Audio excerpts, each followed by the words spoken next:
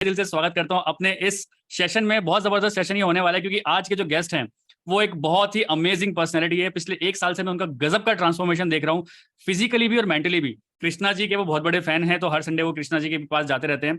और स्पिरिचुअली भी बहुत ज्यादा वो कनेक्टेड हो गए हैं इन सब चीजों से, और मेंटली और फिजिकली भी उन्होंने बहुत अच्छी ग्रोथ ली है अपने पूरी पर्सनैलिटी में। सो आज वो हमारे सामने आने वाले हैं, जिनका नाम है डाइटिशियन चंद्रा जोरवाल, जो कि जयपुर राजस्थान से बिलोंग करते हैं।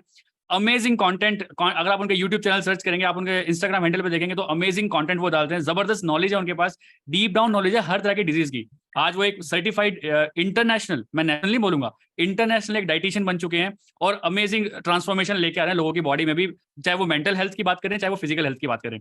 सो आज का जो टॉपिक होने वाला है दैट इज डायबिटीज। डायबिटीज क्या होता है, कैसे होता है, कौन कौन से प्रोडक्ट सप्लीमेंट्स हम सजेस्ट कर सकते हैं किसी को, क्योंकि ऐसा कोई भी नहीं बैठा होगा यहाँ पे, मुझे पता है, जिसके कोई नॉन में ऐसा ना बंदा ना हो जिसको डायबिटीज हो। हर किसी के यहाँ जितने लोग भी बैठे हैं ना, हर किसी के नॉन में कोई ना कोई ऐसा बंदा जरूर होगा कि डायबिटीज का वो पेशेंट है। तो उस डायबिटीज को कैसे आप क्योर कर सकते हैं घर में भी, कौन कौन से सप्लीमेंट्स आप यूज कर सकते हैं, क्या करना चाहिए, कौन कौन सी फिजिकल एक्टिविटीज आपको करनी चाहिए, ये सारी तरह की इंफॉर्मेशन आपको मिलने वाली है, वो भी एब्सोल्युटली फ्री। जी हाँ, इन सेशन के वो 5,000 10,000 रुपए पे करते हैं, बट क्योंकि वो हमारी टीएलएफ कम्युनिटी का पार्ट है, इसीलिए ही वो ये जो भी सेशन अभी आपको देने वाले हैं, जो भी इन्फॉर्मेशन आपको देने वाले हैं, अमेजिंग इन्फॉर्मेशन होने वाली है। इस इन्फॉर्मेशन को आप अपनी डायरी और पेन लेके जरूर बैठना, क्योंकि वो बहुत सारी चीजें बताएंगे डायबिटीज होता कैसे है एक्चुअल। तो रूट कोज ही अगर हमें पता चल गया ना, तो हम कहीं भी उस चीज को मतलब बहुत अच्छे से कैरी फॉरवर्ड हम कर सकते हैं। सो डायरी और पेन लेके बैठिए और डायबिटीज को एक्चुअल देखते हैं कि डायबिटीज है क्या और कैसे हम इसको क्योर भी कर सकते हैं। So over to you dietitian Chandra Jorwal sir. नमस्कार सभी नमस्कार सर, नमस्कार, कैसे हैं आप? सभी को हाथ जोड़ के नमस्कार। राधे राधे। राधे राधे, हरे कृष्णा। हरे कृष्ण। तो पहले मैं आप सभी का शुक्रिया करना चाहूंगा कि आप अपना कीमती समय निकाल के यहाँ पे आए हो कुछ वैल्यूबल कंटेंट सुनने के लिए। आज का हमारा टॉपिक जो है डायबिटीज केयर। पहले मैं ये कंफर्म करना चाहूंगा, मेरी आवाज सभी को क्लियर आ रही है? यस सर, बिल्कुल clear. Yes yes yes clear. तो आज का टॉपिक आपको पता ही है, डायबिटीज केयर। ठीक है, आपके फैमिली में, रिलेटिव्स में कोई ना कोई ऐसा इंसान होगा जिसको डायबिटीज होगी और आप उसे जानते होंगे। ठीक है, अगर आप किसी को जानते हैं जिसको डायबिटीज है और जो आपके सर्किल में है, तो अभी टाइप कीजिए यस चैट बॉक्स में। कोई भी आपके फ्रेंड सर्किल में, आपके फैमिली में, आपके नोन में, आपके स्टाफ में, ऑफिस में कोई एक ऐसा इंसान जो डायबिटीज से परेशान है और उसकी मेडिसिन खा रहा है। अगर आप जानते हैं तो फटाफट जल्दी से यस लिखिए, क्योंकि डायबिटीज पूरे वर्ल्ड में एक एपिडेमिक है। हर दूसरे या तीसरे घर में कोई एक ऐसा इंसान मिल जाएगा जिसको डायबिटीज है। ठीक है, ओके। तो बहुत सारे रिप्लाई आए हैं, कोई ना कोई किसी ना किसी को किसी तरीके से जानता है जो डायबिटीज से परेशान। ठीक है, लेकिन आजकल सबसे बड़ी प्रॉब्लम क्या है, मतलब मेरा 5 साल का एक्सपीरियंस रहा है और मेरी मदर को भी डायबिटीज है, 15 साल से डायबिटीज के पेशेंट है वो। तो एक इमोशनल कनेक्शन है डायबिटीज के साथ में, कि मदर की केयर करना, उनको डॉक्टर के पास लेके जाना, डॉक्टर कैसा ट्रीटमेंट देता है, डॉक्टर कैसा रिप्लाई करता है एक डायबिटीज पेशेंट को, वो सारी चीजें बहुत लो लेवल से मैं देखता आया हूँ काफी टाइम से। तो वो सारी चीजें मैं आपको शेयर करूंगा, प्रैक्टिकल चीजें। ठीक है, आप शायद आपने थ्योरी में पढ़ा होगा डायबिटीज वगैरह का, और मैं बहुत ही क्लियर वे में, सिंपल वे में, बहुत ही इजी वे में आपको समझाऊंगा डायबिटीज का रूट कॉज क्या है। एक बार ये रूट कॉज समझ में आ गया तो आप इसे डायबिटीज से लड़ सकते हो, इससे बच सकते हो और दूसरों की जिंदगी को बचा सकते हो। क्योंकि मोस्ट ऑफ द टाइम हम सिम्टम्स पे काम करते हैं, मोस्ट ऑफ द टाइम हम लड़ाई करते हैं सिम्टम्स के साथ में, लेकिन कभी कोई रूट कॉज पे काम नहीं करता। रूट कॉज है ही क्या, पता ही नहीं है। डायबिटीज को लेके मैं आपको कुछ ऐसे फैक्ट्स बता रहा हूँ, स्टेट्स मैं आपके साथ शेयर कर रहा हूँ, आप मे भी सुन के हैरान हो जाओगे कि कंडीशन क्या चल रही है। क्योंकि देखो, आपके अकाउंट में पैसे आते हैं, पैसे जाते हैं, खबर नहीं है, लेकिन जब किसी दिन आप हिसाब लगाने बैठते हो तो आपकी आंखें खुली रह जाती है कि इतना इतना खर्चा हो गया, इतना आ रहा है पैसा। ठीक है, तो देखो अब मैं आपकी आंखें खोलता हूँ। 2021 की स्टडी है, इंडिया की बात कर रहा हूँ। इंडिया के अंदर 12% लोग डायबिटिक हैं। 12% का मतलब कितना होता है, 101 मिलियन। 101 मिलियन का तकरीबन अंदाजा लगाएं आप, 11 करोड़ लोग। प्री डायबिटिक स्टेट में कितने लोग हैं इंडिया में? 16%। इसका मतलब हो गया 136 मिलियन। 1 मिलियन में कितने लाख होते हैं? फटाफट जल्दी से कोई भी चैट करके लिखो, 1 मिलियन में कितने लाख होते हैं? 10 लाख। यस। तो सोचो 136 मिलियन प्री डायबिटिक, और यहाँ पे जितने भी मेंबर बैठे हैं 31 लोग यहाँ पे बैठे हुए हैं, 31 मेंबर इस मीटिंग में बैठे हैं। मैं ये गारंटी दे रहा हूं 30% लोग प्री डायबिटिक स्टेट में अभी होंगे।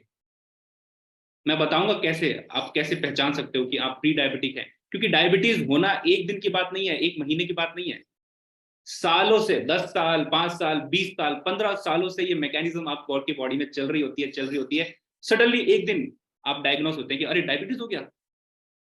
ठीक है, तो यहाँ पे 30% जनता है जो प्री डायबिटिक है।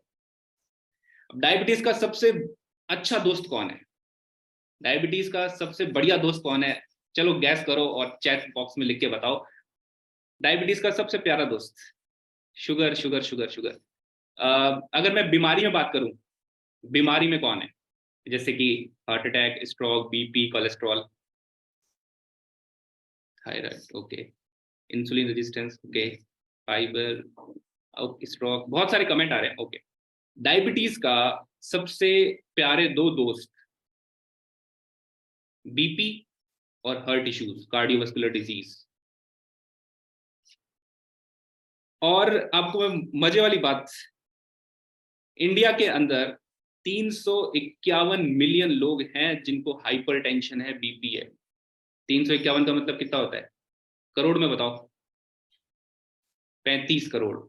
35 करोड़ लोग। और दूसरी वाली मजे की बात सुनो, पंजाब जो स्टेट है उसमें आधी जनता बीपी की पेशेंट है।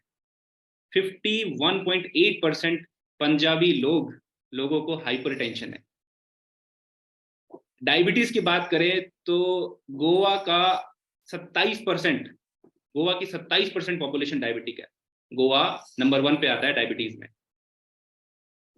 उसके बाद केरला, पौंडुचेरी, ये स्टेट हैं, साउथ की स्टेट हैं। गुजरात, यस, गुजरात को कैसे भूल सकते हो?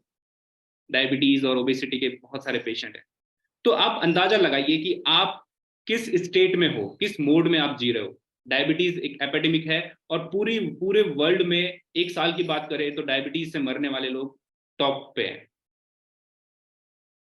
इसकी ग्रोथ रेट की बात करें पूरे वर्ल्ड में 422 मिलियन डायबिटिक पेशेंट, और जो कि 2030 तक होने वाले हैं 630 मिलियन। ये आंकड़े मैं आपको इसलिए बता रहा हूं ताकि आपकी आंखें खुले। जैसे आपकी जब आप बैंक अकाउंट चेक करते हो ना, तो आपकी आंखें खुलती है, कितना खर्चा हुआ इस बार, कितना बचा।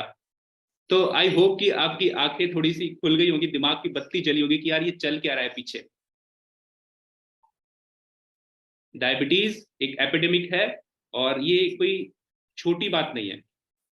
मतलब आज का जो यंग पर्सन है वो भी डायबिटीज से परेशान है। सोचो आप ग्रोथ कैसे करोगे लाइफ में जब आप पूरी जिंदगी लड़ने में बिता दोगे डायबिटीज से। अब आप सोच के देखिए ना, आप एक डायबिटिक पेशेंट के साथ अगर आप इमोशनली कनेक्ट होंगे तो सोचो उसके दिमाग में क्या क्या चल रहा होता है। पहले तो वो घबरा जाता है कि मुझे डायबिटीज हो गई, अब क्या क्या होने वाला है। उसके बाद monthly checkup, monthly doses, monthly medicine, उसका 30-40% माइंड तो इन सब चीजों में इन्वॉल्व रहता है। और ये डायबिटीज के जो इतने सारे केसेस बढ़ रहे हैं, आप खुद सोचो ना, एक फैमिली पे कितना बर्डन आ जाता है। अगर आपकी फैमिली में लेट से फॉर एग्जांपल आपकी मदर डायबिटिक है, या आपके फादर डायबिटिक है, या आपकी बहन डायबिटिक है, या वाइफ या हस्बैंड डायबिटिक है, तो सोचो उस फैमिली पर इमोशनली, फाइनेंशियली कितना बर्डन आ रहा है। और इतना सारा जो ये मैंने स्टेट बताया आपको, सोचो गवर्नमेंट पे, स्टेट और नेशनल गवर्नमेंट पे कितना लोड आता होगा। तो फिर हम कैसे मतलब ग्रोथ करेंगे अगर हम इन सब चीजों से लड़ते रहेंगे। और ये इसका रूट कॉज कोई बहुत बड़ा रूट कॉज नहीं। अब मैं आपको बताता हूँ कि डायबिटीज, अच्छा पहले कोई भी अपना अनम्यूट करके, मैं जानना चाहूंगा कि आप डायबिटीज के बारे में क्या सोचते हैं, डायबिटीज क्या होती है। कोई भी अनम्यूट करके जो डायबिटीज के साथ थोड़ा कनेक्शन रखता है वो बता सकता है कि डायबिटीज क्या होती है, आपके क्या ओपिनियन है, क्या व्यूज है। What is diabetic according to you? Diabetic एक ऐसी सिचुएशन है जहाँ पे इंसान उसको इग्नोर भी नहीं कर सकता, और उसके साथ जीना उसको पड़ता है। बट अगर उसको सही तरह से कंट्रोल नहीं किया जाए, या अपना छोटी छोटी चीज़ों को वो देखे नहीं, तो क्रोनिक इलनेस में कब बदल जाएगी उसको पता ही नहीं चलता, एग्जैक्टली सही कह रहे हो। है ना।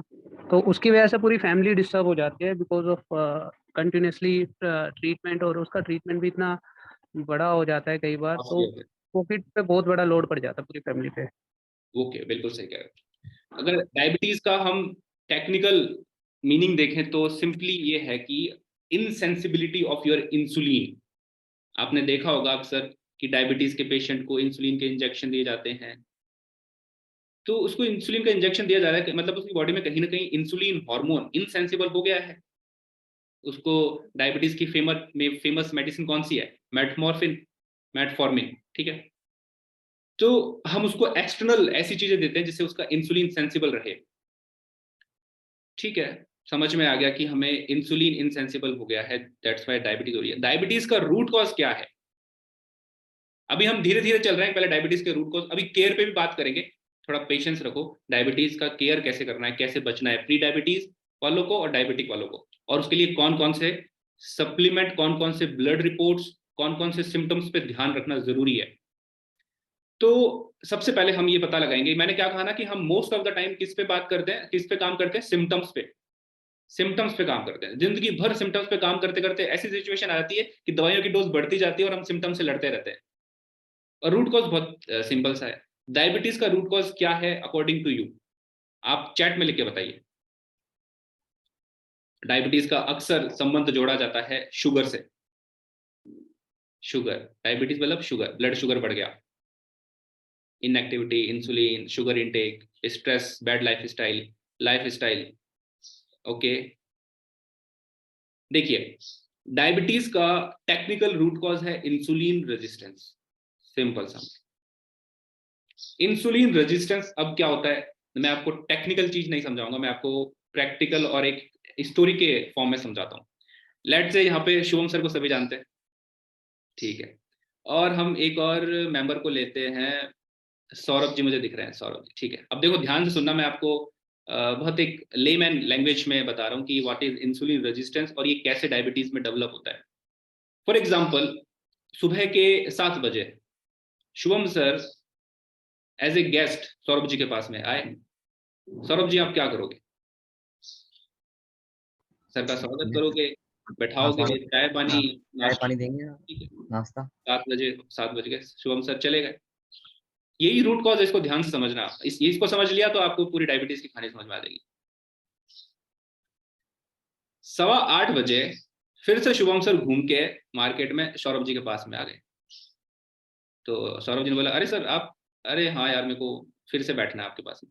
आप क्या करोगे सौरभ जी? ये 2 कप चाय मंगवा लेंगे। 2 कप चाय और मंगा लोगे, ठीक है। चाय वगैरह हो गई, शुभम सर चले गए। 9:15, 9:30 बजे शुभम सर फिर से आए, कहाँ पे? सौरभ जी के पास में। सौरभ जी क्या करोगे? थोड़ा सोचो पूछेंगे यार, हो क्या रहा है ये। चलो कुछ इमरजेंसी होगी, बैठा लेते हैं, ठीक है। फिर से 2 कप चाय और थोड़ा सा नाश्ता, नाश्ता बिस्कुट से। फिर चले गए। अब क्या हुआ, आपने सोचा कि चलो अब तो चले गए, अब नहीं आएंगे।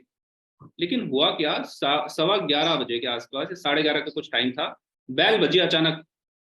आपको लगा कि यार वो कपड़े प्रेस वाला आया होगा, आपने देखा तो गेट पे शुभम सर खड़े।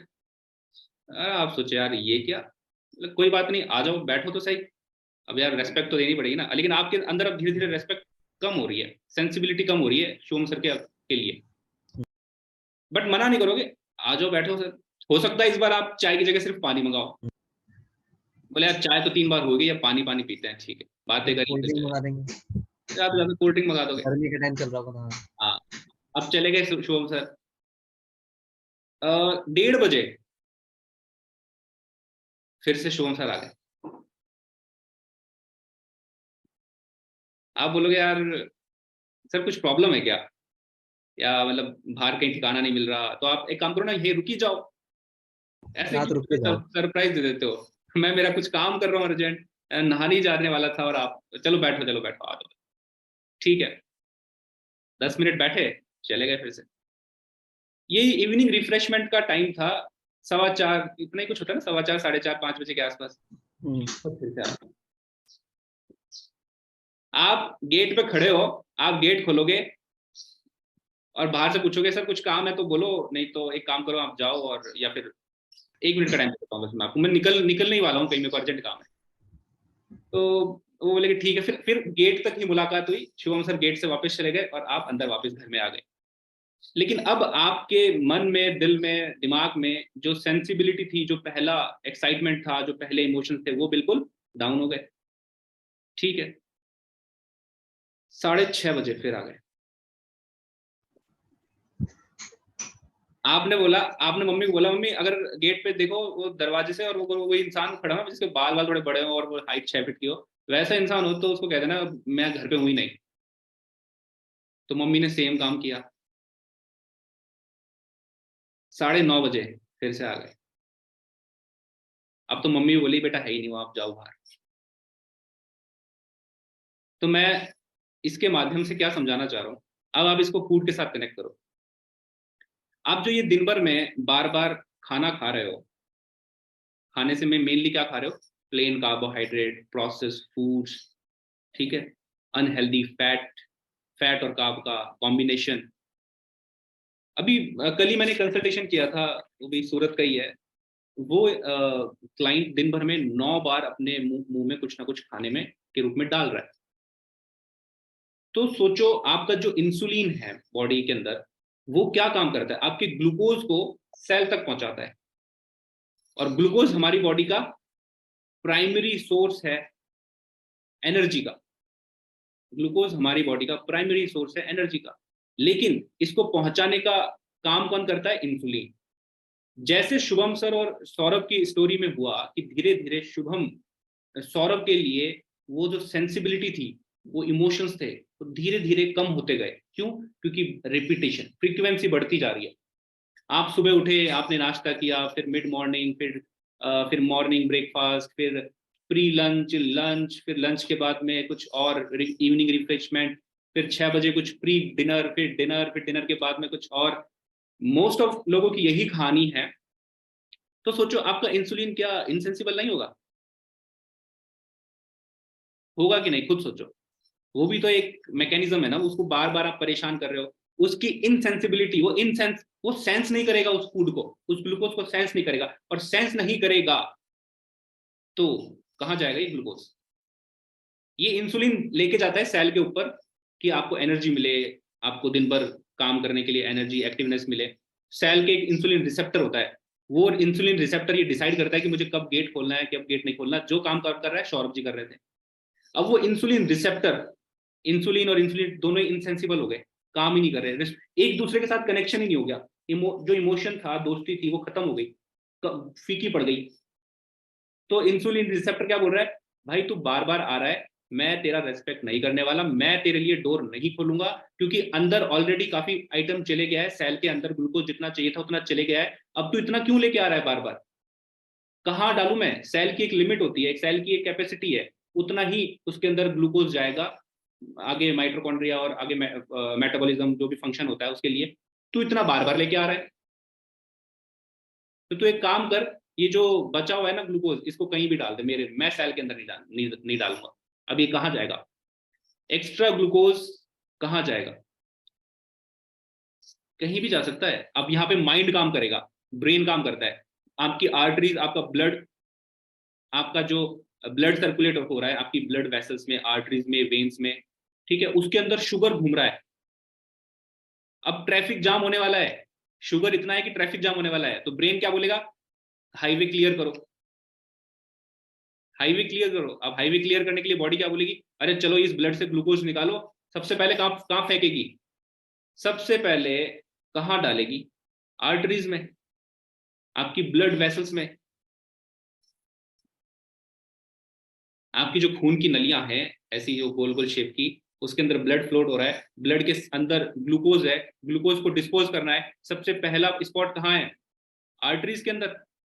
अब यहां से शुरू कहानी हो जाती है किसकी? कोलेस्ट्रॉल की और बीपी की।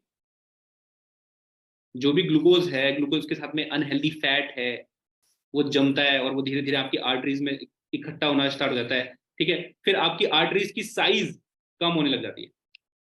अभी ध्यान से सुनना, ब्लड प्रेशर के बारे में बड़ी मस्त वाली चीज बताऊंगा। आप सोचोगे अरे ऐसा हो रहा है क्या मेरे साथ? यहाँ पे कई लोग होंगे, 37 है, 37 में से कुछ मेंबर हैं जो बीपी की दवाइयां खा रहे हैं, उनके घर में कोई बीपी की दवाई खा रहा है। अब बीपी की दवाई का सच भी सुन लेना आप। तो अभी क्या हुआ, जो ग्लूकोज है वो आपकी आर्टरीज में डिस्पोज हो गया। धीरे धीरे क्या होगा, आपकी जो भी स्पेस है, सरफेस एरिया, वो धीरे धीरे कम होगा। साइंस तो पढ़ी होगी ना आपने। अब अगर आप सरफेस एरिया कम हो रहा है तो प्रेशर क्या कम होगा कि बढ़ेगा? बढ़ेगा वॉल्यूम। बढ़ेगा। आपने वो पानी में मतलब पेड़ों में पानी देते हो ना, नली को दबाओगे तो क्या होगा? बढ़ेगा। प्रेशर बढ़ेगा। हाँ बिल्कुल, रफ्तार बढ़ेगी, स्पीड बढ़ जाएगी। ठीक है, तो जब आपकी आर्टरी, ब्लड वेसल्स का सरफेस एरिया कम हो गया, वो पतली हो गई अंदर से। पतली क्यों हो गई? समझ में आया ना, पतली क्यों हो गई? क्योंकि उनके अंदर कोलेस्ट्रॉल की वजह से ग्लूकोज डिस्पोज होने लग गया। ग्लूकोज डिस्पोज हुआ तो उससे कैल्सिनेशन होने लग गया, स्कार जमने लग गया, कोलेस्ट्रॉल वहां पे इकट्ठा होने लग गया। तो इन सब की वजह से उसकी साइज कम हो गई और क्या बढ़ गया? ब्लड प्रेशर बढ़ गया। यहां से क्या स्टार्ट हो गया? Blood pressure. ठीक है, अब जब आप डॉक्टर के पास गए, और ब्लड प्रेशर का क्या होता है जनरली, आप किसी भी अनवांटेड सिचुएशन में होते हो, टेंशन स्ट्रेस में होते हो, तो ऑब्वियसली आपकी जो एड्रेनलिन ग्लैंड है वो आपको अलर्ट मोड में डाल देती है कि आप उस सिचुएशन से फाइट कर सको, सिचुएशन में स्टेबल रह सको। तो आपको ब्लड प्रेशर तो बढ़ना है, ब्लड प्रेशर बढ़ना एक नॉर्मल चीज है। लेकिन सोचो उस कंडीशन में बढ़ रहा है जहां पर आपकी आर्टरीज थिन है, मतलब मोटी हो गई, ठीक हो गई, अंदर से साइज कम हो गया, तो और ज्यादा ब्लड प्रेशर बढ़ रहा है। ये आपके हार्ट के लिए परेशान क्रिएट करता है। आपका हार्ट, आपने देखा होगा कभी भी आप स्ट्रेस की कंडीशन में होते हो, या फिर आपका कभी ब्रेकअप हो जाता है, या फिर कभी आपकी कोई भी कुछ ऐसी बात कह देता है कोई, तो आपका हार्ट पंप करने लगता है जोर जोर से। आपने महसूस किया होगा। वो क्या हो रहा है, वो आपकी स्पीड बढ़ रही है। आपका heart pump in pump out, pump in pump out, जोर जोर से ब्लड को फेंक रहा है। अब सोचो, गलती से वो जो आपने इकट्ठा जो जमा हुआ है ना आपकी आर्टरीज में, वहां से सोचो एक छोटा सा पार्टिकल रिलीज हुआ due to high blood pressure, और वो किसी वेन्स में, आर्टरीज में फंस गया और वहां का ब्लड रुक गया, तो क्या होगा? Attack, heart attack, attack, stroke. समझ में आ गया? हार्ट अटैक, स्ट्रोक का क्या रीजन है? या फिर अभी क्या होगा, अगर बहुत लंबे टाइम से आपको इस तरीके की प्रॉब्लम है कि ग्लूकोज डिस्पोज होता जा रहा है आपकी आर्टरीज में, तो आपकी आर्टरीज खराब होने लग जाती है, आपकी आर्टरीज वीक होने लग जाती है, फट सकती है, वो कहीं भी कोई भी फट सकती है। ठीक है, चलो ठीक है। आप जो ये बीपी की दवाइयां खा रहे हैं, डॉक्टर बोलता है कि आपका ब्लड प्रेशर हाई है तो आप बीपी की दवाई खाना शुरू कर दीजिए। तो आप मुझे एक सिंपल सी बात बताइए, लॉजिक है, देखो आपने थोड़ा पढ़ाई वढ़ाई तो की होगी, ग्रेजुएट होंगे। बीपी की दवाई खाने से अगर ब्लड प्रेशर ठीक हो जाता तो कितने समय बाद बीपी की दवाई बंद हो जानी चाहिए थी? 1-2 महीने बाद। क्यों लोगों की दवाइयां, जब बीपी की मेडिसिन स्टार्ट होती है तो सालों सालों तक लेते हैं वो। अभी अगर जो मेरे स्टेटस या स्टोरीज देखते होंगे, मैंने एक 70 ईयर्स के एक क्लाइंट का कंसल्टेशन किया था, तो 2010 से कंटिन्यूस बीपी की मेडिसिन खा रहे हैं। क्यों बंद क्यों नहीं हो गई? फिर तो डॉक्टर हमें पागल बना रहे हैं। सोच के देखो, बीपी की मेडिसिन खाने से अगर बीपी सही हो रही थी तो दवाई बंद क्यों नहीं हुई? दवाई की डोज क्यों बढ़ानी पड़ी? कोई शुरू सिम्टम से काम कोई करेंगे, बताते ही नहीं है। है। डॉक्टर्स यही कहते हैं सर, क्योंकि मैं अस्पताल में काम करती हूँ, वो कहते हैं एक बार बीपी की दवाई आपने खाना शुरू कर दी तो वो लॉन्ग टाइम चलेगी। मेरे मदर फादर की चली रही है, ऐसा वो जो चलेगी। डॉक्टर बोले कि ये दवाइयां आपको लॉन्ग टाइम लेनी पड़ेगी, उससे जितना दूर हो सकता है उतनी स्पीड से दूर भाग लो। अब देखो, समझो, आपकी आर्टरीज हो गई है सरफेस एरिया कम, पतली हो गई है, उसके अंदर ब्लड प्रेशर बढ़ गया। आर्टरीज पतली क्यों हुई? क्योंकि उसके अंदर ग्लूकोज डिस्पोज हो रहा है, कोलेस्ट्रॉल बढ़ रहा है।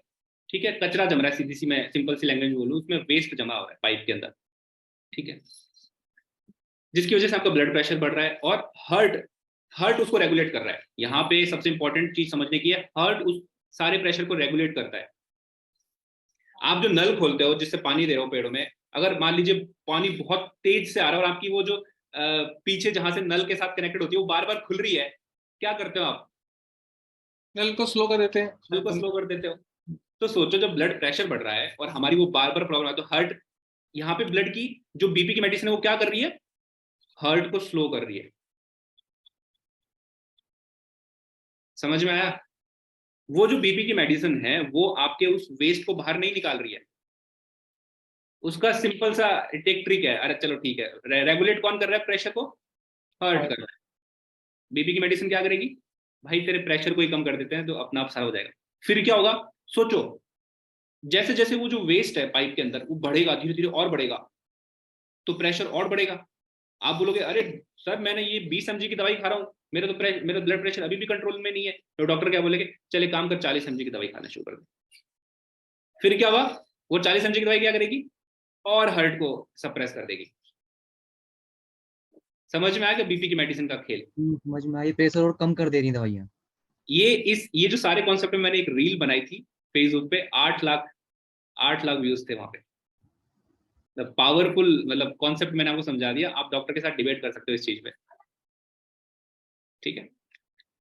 चलो अब आगे बढ़ते हैं कि डायबिटीज, ग्लूकोज का क्या सीन चल रहा है। अब देखो आप जो फ्रीक्वेंट मील खा रहे हो, सोचो आप, थोड़ा सा मैं आपको टाइम देता हूँ, सोचो आप दिन भर सुबह से शाम तक कितनी बार खाते हो। कोई 3 बार खाता होगा, कोई 4 बार खाता होगा, कोई 5 बार खाता होगा, और कोई 10 बार खाता होगा। खाने का ये मतलब है, अगर आप एक सिंपल एक काजू का टुकड़ा भी खा रहे हो, या फिर एक बादाम का टुकड़ा खा रहे हो, या फिर आप एक टॉफी खा रहे हो, छोटी सी टॉफी, वो भी एक मील में काउंट होगी, ठीक है। उसको अलग मत समझना। और ये मत समझना कि अरे क्या फर्क पड़ता है, मैंने तो अभी एक छोटा सा दाना ही तो खाया था, एक मूंगफली के बराबर दाना ही तो खाया। एक बात बताओ, क्या वो मूंगफली का दाना डायरेक्ट निकल थोड़ा जाएगा, वो कहीं ना कहीं तो डाइजेस्ट होगा, उसका न्यूट्रिशन बॉडी में फैलेगा, वो प्रॉपर तरीके से बाहर निकलेगा ना, या खाना सीधा।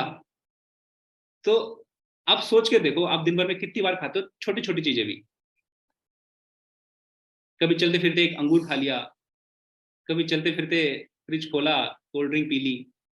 तो ये सभी चीजों को काउंट करके एक ऑन एन एवरेज इंसान दिन भर में 7 से 8 बार या 6 बार कुछ ना कुछ खाता रहता है। इतनी बार डेली अगर शुभम जी सौरभ के पास में जाने लगे तो दिक्कत हो जाएगी, दरवाजों पे ताले लगना शुरू हो जाएंगे, हो सकता है घर ही चेंज हो जाए।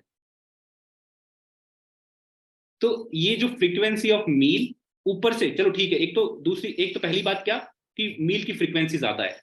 दूसरी बात ये कि उसमें खा क्या रहे हो, plain carbohydrate, process food, bad quality की डाइट जिसके अंदर प्रॉपर न्यूट्रिशन नहीं है, अनहेल्दी फैट, डाइटरी फैट तो हट ही गया, इस तरीके का खाना, वो भी फ्रीक्वेंसी ज्यादा, इंसुलिन हो जाएगा इनसेंसिबल। किसी ने कमेंट किया है 3 टाइम फिक्स, मतलब 3 बार दिन में खाते हैं, बट यहाँ पे हम ये चेक करेंगे कि आप वो 3 बार जो खाते हो उसमें भी क्या क्या खाते हो। कई मैं कंसल्टेशन करता, लोग बोलते हैं सर हम तो बाहर का खाते ही नहीं है, फिर भी डायबिटीज हो गई। क्या आप घर में सही खा रहे हो? ठीक है। तो मील फ्रीक्वेंसी हमें रिड्यूस करनी है, 2-3 लास्ट।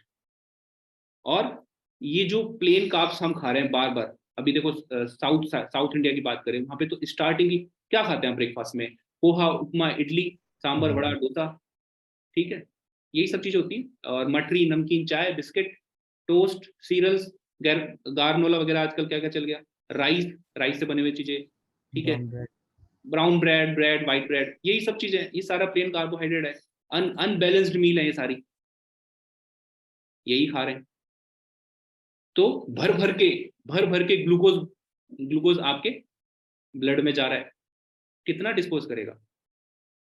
ऑन एन एवरेज हमें दिन भर ग्लूकोज की रिक्वायरमेंट होती है according to your physical capacity, physical activity के अकॉर्डिंग 150 से 200 gram, hardly 150 gram glucose per day.